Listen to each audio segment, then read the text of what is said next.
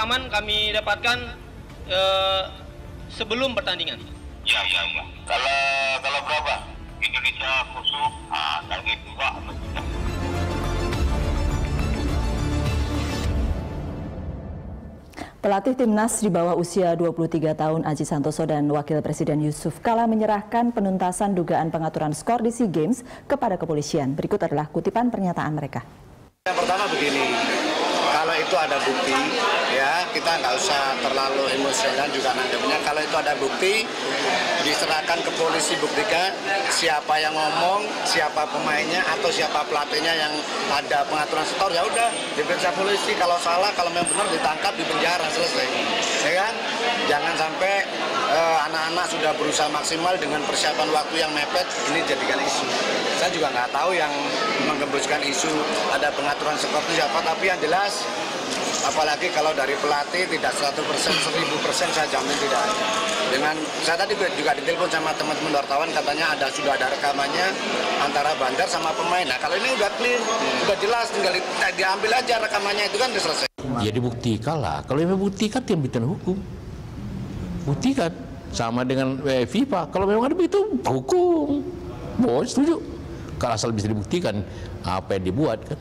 Anda kembali bersama The Headlines dan kini telah bergabung bersama kami Gatot Dewa Broto, Deputi 5 dari Kemenpora. Selamat datang Mas Gatot, terima kasih sudah hadir di The Headlines.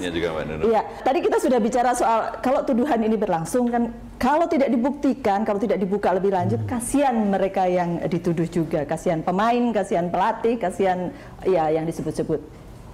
Kemenpora melihat. Ya, yang pertama tentu saja sejauh ini kami masih tidak percaya dengan kejadian bahwa tim 23 kemarin timnas pada saat khusus di SEA Games, yang itu tidak percaya. Itu tidak percaya karena ibaratnya mereka sudah jatuh tertimpa tangga, ya.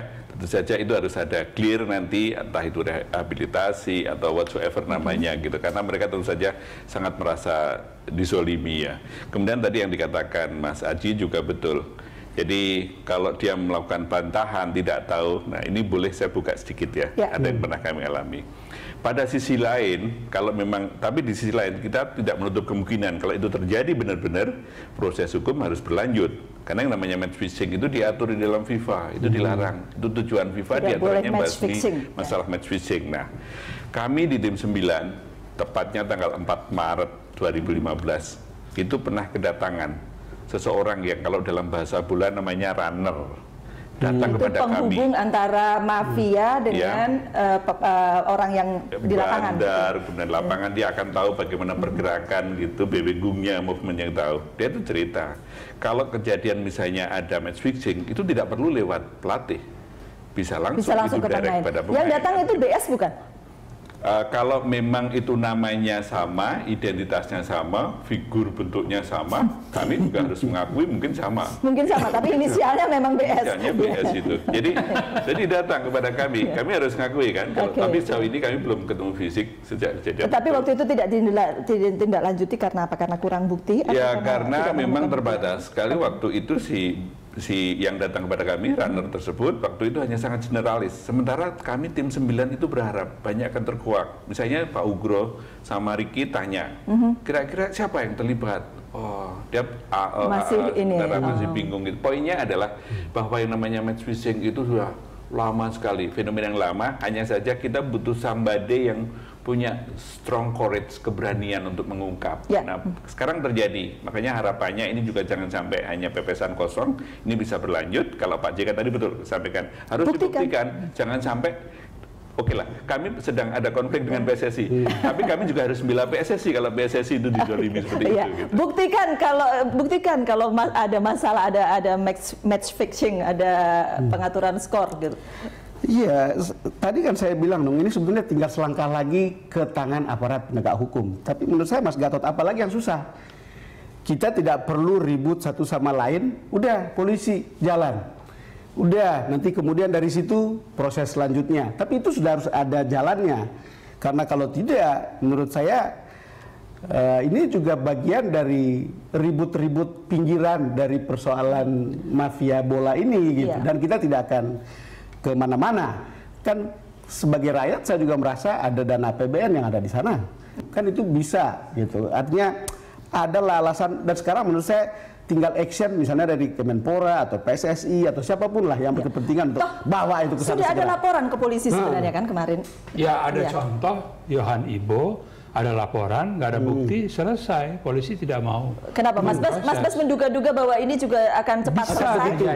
Bisa terjadi. Makanya harus hati-hati ya. Itu benar komentar itu, jangan serampangan melontarkan tuduhan ya. Belum tentu orang itu bersalah. Di lain pihak memang kita boleh dong curiga kok 5-0 2 kali berturut-turut, something was terribly wrong ya. Kita nggak pernah kalah sejauh itu, sebesar itu. Tapi jadi pernah 6-0 ya, pernah 6-0, pernah 10-0 sama Thailand terakhir 5-0 tahun 85 SEA Games. Saya meliput waktu itu. Setelah itu nggak pernah kejadian kalah 5-0. Ini bukan hanya lawan Thailand, Vietnam juga 10-0 tanpa balas. Terus terang saya sebagai reporter sepak bola curiga. Boleh dong curiga. Mas Tommy. Ya, soal Yohan Ibo, hukum sepak bola adalah menyangkut anggotanya. Terkait Yohan Ibo, saat kejadian hari ini kita cek bahwa dia tidak terdaftar sebagai member klub manapun. Jadi kami PSSI tidak bisa menghukum dia secara hukum sepak bola. Kerjasama PSSI dengan kemudian pihak kepolisian? Ya, dia harus dengan pihak kepolisian. Kalau boleh saya sampaikan, sebetulnya ini bagian dari investigasi walaupun saya tidak terlibat. Bahwa bukti harusnya waktu itu dibiarkan ada dulu bukti uangnya. Waktu itu belum sampai kejadian suap, itu persoalannya. Jadi kemudian ada batasan dalam hukum positif, saya bukan pengamat hukum juga, katanya penahanannya kan juga ada batas, sehingga kemudian dilepas oleh kepolisian. Nah itu yang sangat disayangkan, itu yang saya bilang bahwa investigasi match fixing harus dilakukan secara operasi intelijen. Tapi yang inilah, kita balik lagi ke kemarin. Kalau bandarnya ada di luar ya, ada di luar negeri. Kita balik yang ke preskon kemarin itu kan, ini yang soal Indonesia melawan Vietnam dan Indonesia melawan Thailand itu kan sudah kejadian, sudah selesai gitu. Terkait curiganya boleh, tetapi jelas harus ada pembuktian supaya jangan jadi hanya penyudutan tertentu. Karena bagaimanapun tuduhan sudah terlempar, kini tinggal harus dibuktikan. Kalau Mas Bas tadi mungkin agak khawatir jangan buktinya bisa susah dan kemudian agak nanti berhenti segera dan tidak terjadi apa-apa sesudahnya. Saya hanya ingin mengingatkan ada formulasi, ada metode di mana pemain pada masa-masa lalu mau mengaku. Jadi somehow, somewhere ada cara yang bisa dilakukan oleh bukan hanya kepolisian loh, Menpora bisa melakukan, tim transisi bisa, PSSI bisa, somehow orang-orang tersebut yang saya sebut tadi itu pemain-pemain top, mengaku ya saya disuap. Dia dihukum, bukan di pengadilan. Soal skor, saya mau jelaskan supaya tidak bias bagi pemirsa. Bukan mau bela juga bahwa skor 0-5 adalah skor yang buruk dalam kekalahan sepak bola. Tetapi yang harus kita lihat adalah, kalau boleh saya kasih penjelasan sebagai insan sepak bola, kawasan Indochina sekarang, Thailand, Myanmar, Vietnam itu sedang maju pesat. Indikator-indikator bagaimana football development mereka berkembang. Peringkat kita sekarang 155 ya. Sudah pasti di bawah Thailand, sudah pasti di bawah Malaysia, sudah pasti di bawah itu banyak Vietnam. indikatornya. Kalau kita menghitung FIFA ranking, bahkan di FIFA pun hanya orang-orang tertentu. Kalau saya boleh kasih tahu rumusnya, P sama dengan M kali I kali T kali C. Panjang, ada angka koefisiennya. P apa P? P itu poin. Poin sama dengan menangnya di mana, lawannya siapa, koefisiennya lawannya berapa. Panjang nanti ceritanya. Tapi rumusnya itu agak jelimat. Nggak usah rumusnya kalau gitu. Yang mau saya bilang adalah mereka berkembang dalam konteks sepak bola dan kita sempat stagnan di masa dualisme. 2009 peringkat kompetisi liga kita peringkat 8. Begitu dualisme terjadi sampai unifikasi peringkat kita 18. Yang pasti ini sudah ada di polisi begitu kan, laporannya sudah masuk gitu kan. Kira-kira apa yang kemudian bisa dilakukan, yang bisa dibuat oleh PSSI ataupun Kemenpora atau tim transisi untuk membantu kepolisian?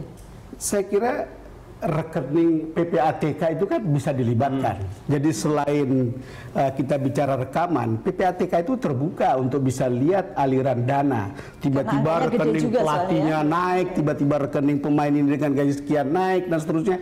Tidak ada yang bisa ditutupi. Wong untuk FIFA yang penentuan tuan rumah Piala Dunia aja sudah ada 53 rekening yang dicurigai sebagai tempat money laundering. Ini bagus sekali dari Bang Don gitu. Kebetulan tanggal 25 April 2015 Lagi-lagi itu rekomendasi dari tim 9. Tim 9 itu rekomendasinya dari 9 rekomendasi, satu diantaranya adalah harus ada MOU antara Kemenpora sama PPATK. Karena sebelumnya, waktu orang PPATK diundang ke tim 9, boleh nggak kami minta tahu pemain ini ada match fixing itu? Nggak bisa Pak, seorang sekelas setinggi Pak Imam Nahrawi tetap dianggap rakyat biasa. Yang bisa dilakukan apa? MOU. Nah, kami sudah ada perangkatnya. Jadi saran atau kritik dari Bang Don tadi bagus. Maksud hanya cuma MOU saja. Sekarang tinggal pelaksanaan saja. Oke. Ya kalau itu posisinya mungkin kita bisa boleh berharap kasus ini cepat terkuak gitu.